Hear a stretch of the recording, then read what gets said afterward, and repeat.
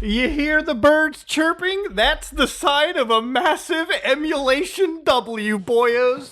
Now, I don't even know if I can call today's video an emulation W, simply because I don't really think that we're actually emulating anymore, boys. Now, I'm going to list a game off to you, okay? Legend of Zelda Majora's Mask. Now, if you think to yourself, man, Muda, that game is old, that's an N64 title. What if I told you you basically have a functioning PC port right available? These days, ladies and gentlemen. Now, of course, this is actually Legend of Zelda Majora's Mask, as you're seeing. And what's interesting about this is running at 60 frames, actually 120 frames per second, natively on a PC, not through an emulator. This is the actual game recompiled to support modern PC programs, meaning that you can do things like actually modify its resolution, frame rate, add anti-aliasing, and of course do a whole slew of changes. This is, by all stretch of the imagination, effectively a PC game at this moment in time. And this makes modifying N64 stuff easily, but we'll look at that in a little bit. Now, while the world is creaming itself over things like RetroArch being available on the iPhone now, congratulations, Apple boyas, you finally caught up to the Android brethren.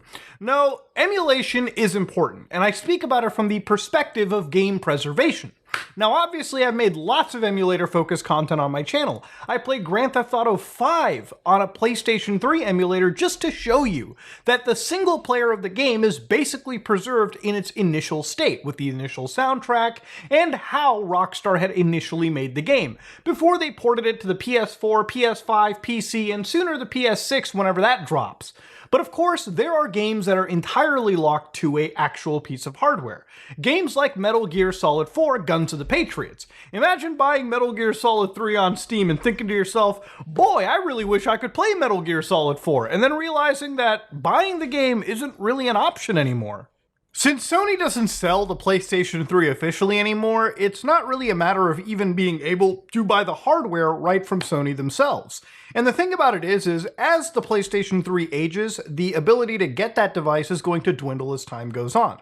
But thanks to emulators like RPCS3, you too can enjoy Metal Gear Solid 4 right on your PC right now, provided you have a strong enough system to emulate the PlayStation 3 and the behemoth that is Metal Gear Solid 4. And that allows us to basically play through the entire game on the PC. But of course, emulators aren't just relegated to the PlayStation 3, PlayStation 2, N64, Super Nintendo, Nintendo Entertainment System, Sega, whatever. Any popular system, it's got an emulator attached to it. And that's what keeps a lot of these older games that don't have PC ports or aren't even being sold on storefronts anymore, alive and playable by the gaming community.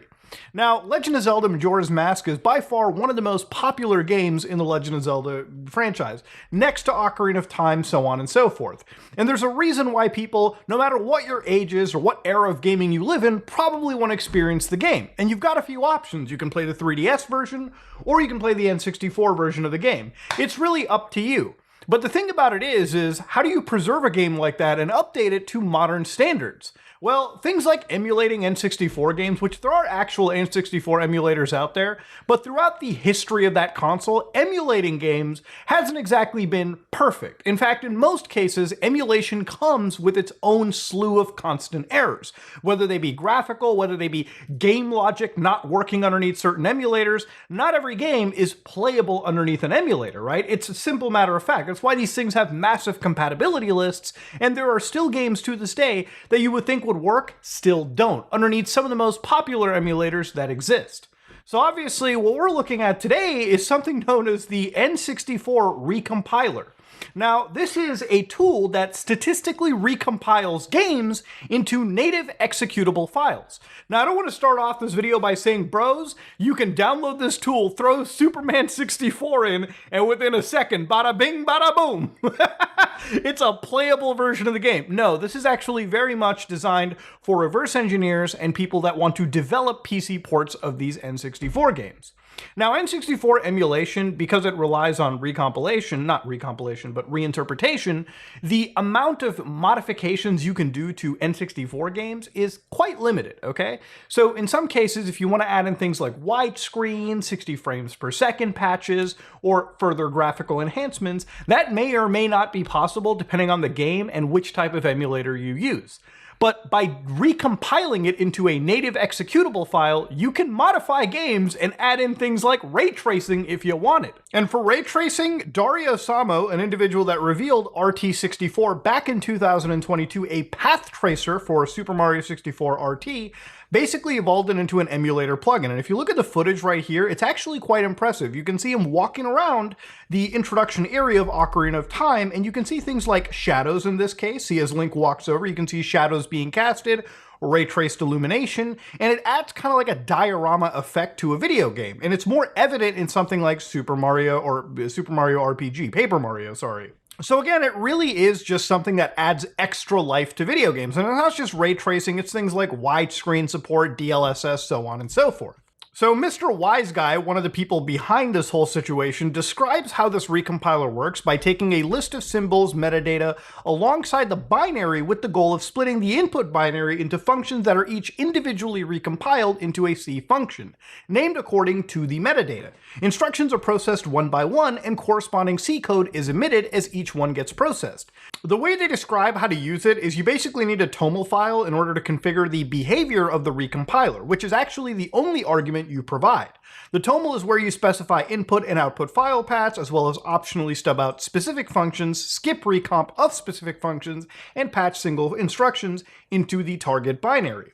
So while this is, again, different for every single game out there, an example they actually provide for Nintendo 60 or Zelda 64 recompilation is right here. So this is what one of these TOML files effectively looks like. So you can see the entry points, the patches they need to work with, so on and so forth. And again, these are, again, different for each, game that comes out there. And they require extra utilization from MIPS instruction decoders like Rabbitizer, for instance, which allows them to, again, basically cut the time down on recompiling plenty of these games. So, for instance, back in the day when you saw like Super Mario 64 recompilation basically drop down a PC port basically of Super Mario 64, a lot of these developers that are working on these kind of projects can basically trim the fat and time down and basically, develop these projects far quicker than you can imagine. So for instance, these projects, right, for these recompilations, it cuts down on the time because what's effectively happening is this tool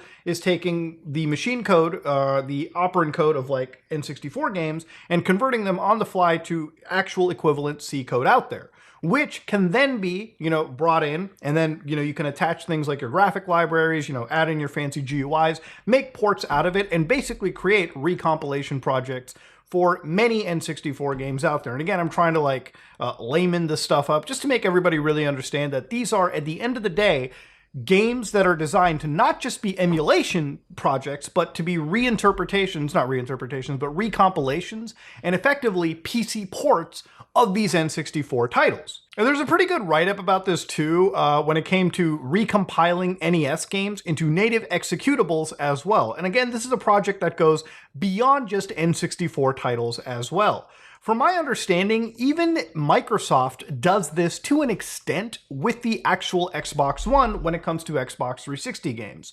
Back in 2017, when they were interviewing with Digital Foundry, basically one of the things they brought up was essentially the original Xbox 360 PowerPC executables are reverse engineered into an intermediate, then recompiled into x86. And there's also been talk of some level of hardware compatibility integrated directly into the processor.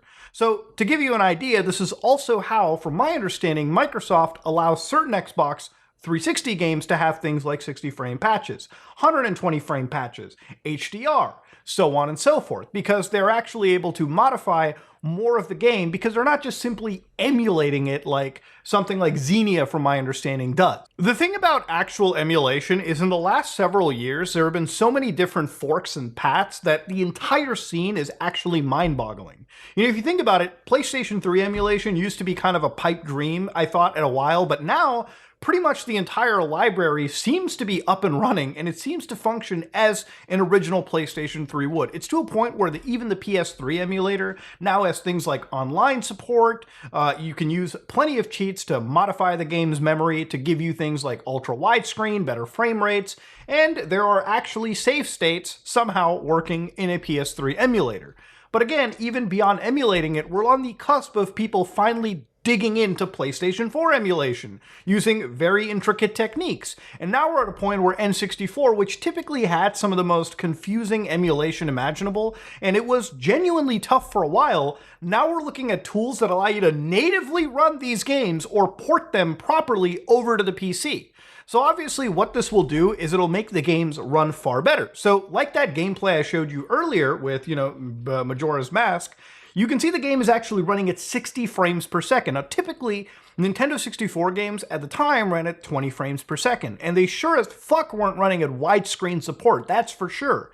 And again, this is not a game that just runs better, it loads more instantaneously, and of course, it has better support for things like ray tracing or other graphical backends. And the thing about it is, too, one thing you can really look at is maybe modification of the game might be a lot better in terms of the content itself. If you want to look at some of my older content, one of the things I covered was Ben Majora's Mask, which, again, it'd be wild to see if somebody could use this recompilation and actually make a proper, honest-to-God mod of the Jadya Sable Bend-Round ARG into an actual PC port of, like, Majora's Mask.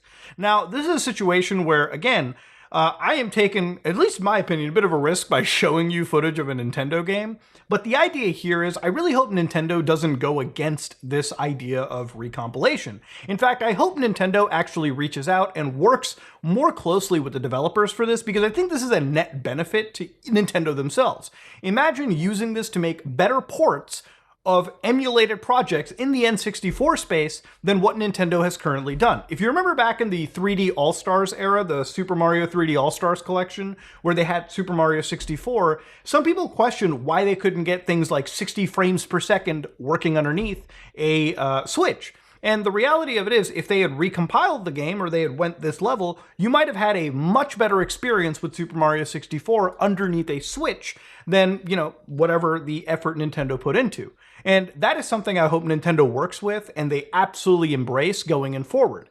The era of emulation and preservation is so important to the point that it's big business for these companies. They're working and creating their own subscription services like Nintendo Switch Online, which basically are places where people pay a few bucks a month to play some of these older games.